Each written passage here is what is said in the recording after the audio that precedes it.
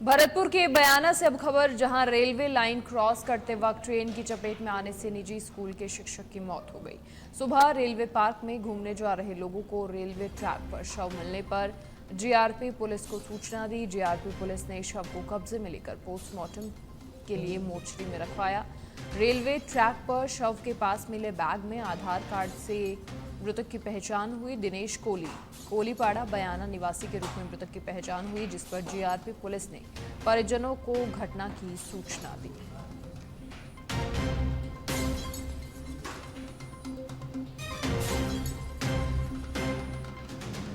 बयाना निवासी के रूप में मृतक की पहचान हुई। ट्रेन की चपेट में आने से शिक्षक की मौत हो गई। रेलवे लाइन क्रॉस करते वक्त ये हादसा हुआ और रेलवे ट्रैक पर शव मिलने पर जीआरपी पुलिस को सूचना दी गई। टोंक जिले की पीपलू में वर्ष 1960 में जोधपुरिया देवधाम पर 3 नदियों को रोककर बनाए गए मासी बांध के बनने के बाद पहली बार बांध की 1.5 फीट चादर चलने सहित 5 गेट करीब 2 से 2.5 फीट खोलने से मासी नदी कल बहती नजर आई। जिले के चौथे सबसे बड़े मासी बांध से पानी निकासी के बाद मासी नदी 64 वर्षों में पहली बार आटा पाटा बहती दिखी। अधिशासी अभियंता अशोक जैन ने बताया कि मासी नदी तट के इर्द गिर्द बसे 50 बड़े गांव और 20 छोटी ढाणियों को मां की तरह पालती है। शायद इसीलिए लोगों ने इसका नाम मां जैसी यानी मासी रखा। मासी नदी हजारों हेक्टेयर बीघा जमीन पर फसली सोना उगलवाने में मदद करती है। मासी नदी अजमेर से दूदू तहसील से होकर जयपुर जिले की ऐतिहासिक भूमि को स्पर्श कर समेलिया बिसालू के बाद टोंक जिले की सीमा को स्पर्श करती है।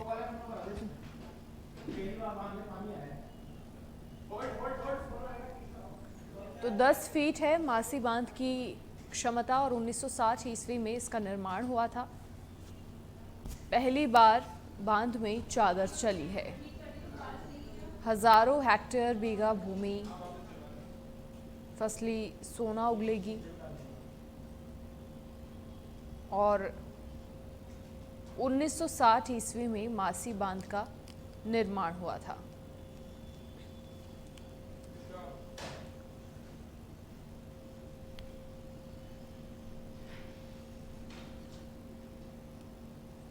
झालावाड़ के खानपुर के सारोला कस्बे में अनियमित पेयजल आपूर्ति को लेकर ग्रामीणों का गुस्सा फूट पड़ा। 1 दर्जन महिलाओं सहित वार्ड वासियों ने खाली बर्तन हाथ में लेकर जलदाय विभाग के खिलाफ प्रदर्शन किया और साथ ही जलदाय कर्मी पर भेदभाव करने का भी आरोप लगाया। इसी के साथ समाधान नहीं होने पर वार्ड वासियों ने उग्र आंदोलन करने की भी चेतावनी दी है। जल की समस्या के लिए इकट्ठे हुए 8, 9, 10, 11 वार्ड की पब्लिक को परेशानी होते हुए देखते हुए तो जल विभाग से बात की तो उसने बोला लाइन खराब है।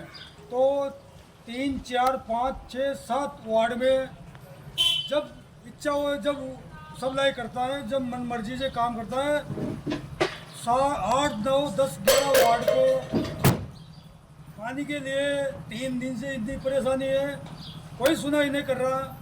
ये जलदा विभाग देवलाल जी वो बात की तो उन्हें की ठेकेदार से बात की हो। ठेकेदार से कौन बात करेगा तो कर्मचारी करेगा। हम गवर्नमेंट कर्मचारी थोड़ी, अब तो छोटे अधिकारी से बात कर सकते हैं। तो इसलिए परेशान हो के एक न्यूज़ निकालनी पड़ रही है। समस्या 3 दिन से आ रही है। और अब खैरथल के भिवाड़ी के चौपानकी थाना क्षेत्र से गनवा गांव में 28 वर्षीय विवाहिता की संदिग्ध परिस्थितियों में मौत हो गई।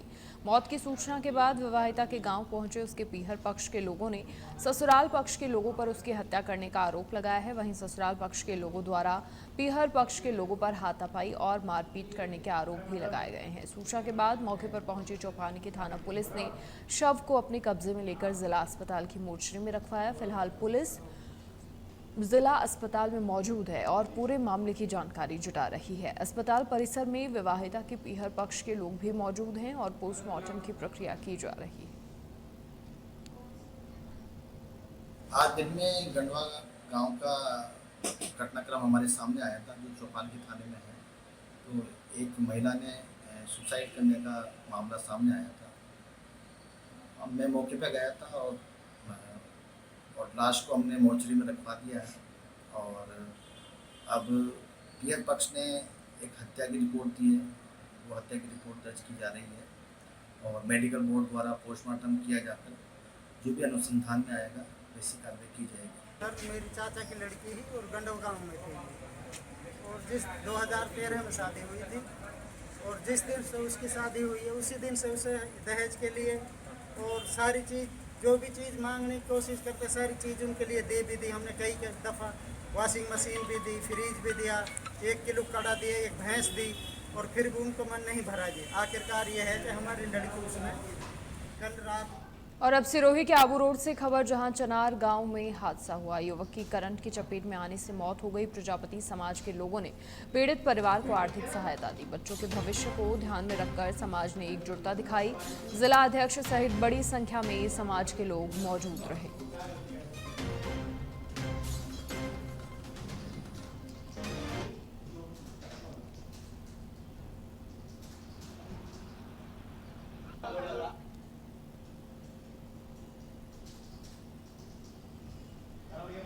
जोधपुर प्रभारी और शिक्षा मंत्री मदन दिलावर का जोधपुर दौरा। राजकीय उच्च माध्यमिक विद्यालय चौपासनी हाउसिंग बोर्ड में वृक्षारोपण किया।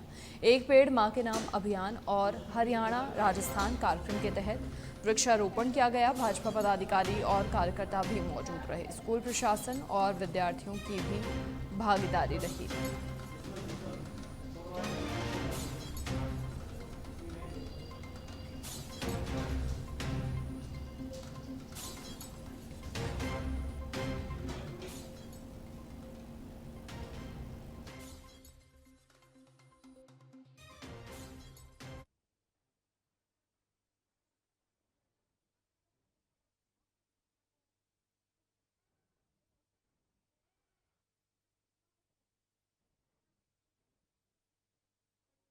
और अधिक जानकारी के लिए ब्यूरो चीफ जितेंद्र डूडी भी फोन लाइन पर जुड़ गए हैं।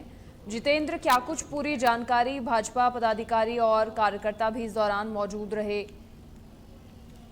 मनीषा, बता दूं कि जोधपुर प्रभारी शिक्षा व पंचायती राज मंत्री मदन दिलावर आज जोधपुर में है। 2 दिवसीय दौरे पर जोधपुर में रहेंगे। इस दौरे के दौरान आज जो है चौपासनी हाउसिंग बोर्ड प्रथम पुलिया जो विद्यालय है वहां पर वृक्षारोपण किया और इस दौरान कई पदाधिकारी भी मौजूद रहे। इसके अलावा शिक्षा मंत्री जो है पॉलिटेक्निकल कॉलेज में भी एक वृक्षारोपण कार्यक्रम में जो है शिरकत कर रहे हैं। हेलो राजस्थान और इसके साथ ही जो एक पेड़ माँ के नाम अभियान के तहत जो वृक्षारोपण महाअभियान चल रहा है, इसके तहत प्रभारी मंत्री जो है आज जिले में है। इसके अलावा प्रभारी मंत्री आज फलोदी जाने का भी कार्यक्रम है। फलोदी में भी इसी तरह के जो है वृक्षारोपण कार्यक्रम में भाग लेंगे। रात्रि विश्राम जोधपुर में करने का है शिक्षा मंत्री जी का। जी चलिए, बहुत शुक्रिया तमाम जानकारी साझा करने के लिए आपका। तो शिक्षा मंत्री मदन दिलावर का जोधपुर दौरा और रात्रि विश्राम भी वहीं पर करेंगे। एक पेड़ मां के नाम अभियान के तहत वृक्षारोपण भी उन्होंने किया।